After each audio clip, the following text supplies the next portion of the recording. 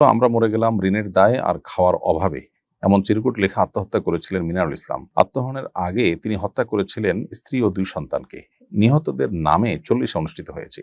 এই আয়োজন করতেও আবার পরিবারকে ঋণ নিতে হয়েছে। অনেক স্থানে 40 করাকে অনিবার্য মনে করা হয়, না করলে মানুষ কুট কথা বলে। এবারে কিছু বলুন প্লিজ।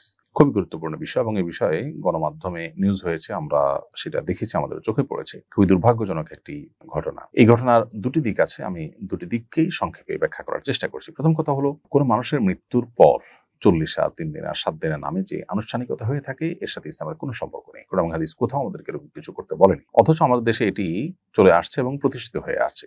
হিন্দুদের শ্রাদ্ধ, যেটি তাদের কেউ মারা যাওয়ার পর তারা খাবার আনুষ্ঠানিকতার মধ্য দিয়ে পালন করে থাকে, সেটাই আমাদের মধ্যে চলে আসছে। আমরা যারা মুসলিম আছি তারা না বুঝে না জেনে ইসলামের নামে এ ধরনের বেদাতে লিপ্ত হচ্ছি এবং এর ফলশ্রুতিতে আমরা একদিকে গুনাহগার হচ্ছি, অপরদিকে অন্য মানুষের উপরে জুলুম চাপিয়ে দিচ্ছি।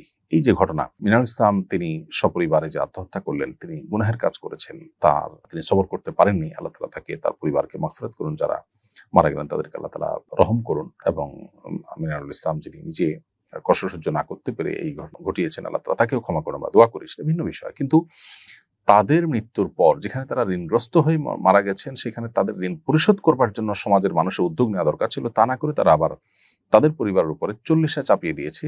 এটা কত বড় নির্মমতা সেটা বলার অপেক্ষা রাখে না। ধর্মের ভুল ব্যাখ্যা যদি সমাজে প্রতিষ্ঠিত হয়, তাহলে সেক্ষেত্রে মানুষ ক্ষতিগ্রস্ত হয়। এটা তার একটা উদাহরণ।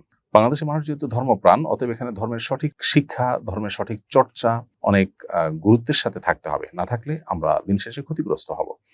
এই ঘটনার দ্বারা সেটি বোঝা যাচ্ছে। এরকম আরো অনেক ঘটনা হয়তো ঘটে থাকে। যেহেতু মানুষ ধর্মপ্রাণ, তারা ধর্ম পালন করবেই, অতএব সঠিক চর্চার ব্যবস্থা থাকা দরকার। প্রাথমিকে ধর্মীয় শিক্ষক এবং বিভিন্ন জায়গায় ধর্ম চর্চা করার সুযোগ থাকলে একদিকে আমরা আমাদের মোরালিটিকে ডেভেলপ করতে পারবো। আমাদের সমাজে কিশোর গ্যাং সহ যে সমস্ত অনাচার আমরা দেখতে পাচ্ছি, যে সমস্ত অনভিপ্রেত বিষয় আমরা দেখতে পাচ্ছি, সেগুলো থেকে মুক্তি লাভ করবো। অপর দিক থেকে আমাদের ধর্মের সঠিক জ্ঞান হবে, তার ফলে আমরা আলোকিত হবে, সমাজ আলোকিত হবে এবং এই জাতীয় কুসংস্কার থেকে আমরা বাঁচতে পারবো। ইসলাম কোনো মানুষের মৃত্যুর পর 40 3 দিন আর 7 দিন এরকম কোনো আনুষ্ঠানিকতার কথা বলেনি, অথচ এটাকে আমরা সমাজে অনেকেই খুব গুরুত্বের সাথে পালন করে থাকি। এটা দুর্ভাগ্যজনক একটি বিষয়। আরেকটি দিক হলো, বিভিন্ন ঋণ, বিশেষ করে সুদী ঋণ যেগুলো বিভিন্ন প্রতিষ্ঠানগুলো দিয়ে থাকে গ্রামে গঞ্জে, এই সমস্ত ঋণের কারণে গরিব মানুষরা যে অনেকেই কুরে কুরে শেষ হয়ে যায়, সেটি বলার অপেক্ষা রাখে না।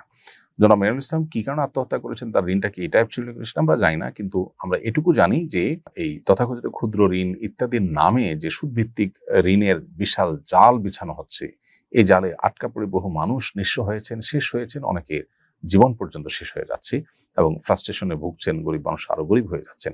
এই সমস্ত ঋণের মাধ্যমে কিছু মানুষের হয়তো সাময়িক উপকার হয়, কিন্তু স্পিরিচুয়ালি এবং নানা দিক থেকে গরিব মানুষ বা ঋণ গ্রহীতারা সবচেয়ে বেশি ধ্বংস হয়। এবং যারা ঋণ দিয়ে থাকে, সেই প্রতিষ্ঠানগুলো আরো ধনী হয়, তারা আরো বেশি সচ্ছল হয় এবং সমৃদ্ধ হয়। অতএব আমাদেরকে কর্জে হাসানা চালু করতে হবে। আসনা ফাউন্ডেশন থেকে সেটি আমরা করব চিন্তা করছি অনেক দিক থেকে, কিন্তু আমাদের সীমাবদ্ধতা অনেক বেশি।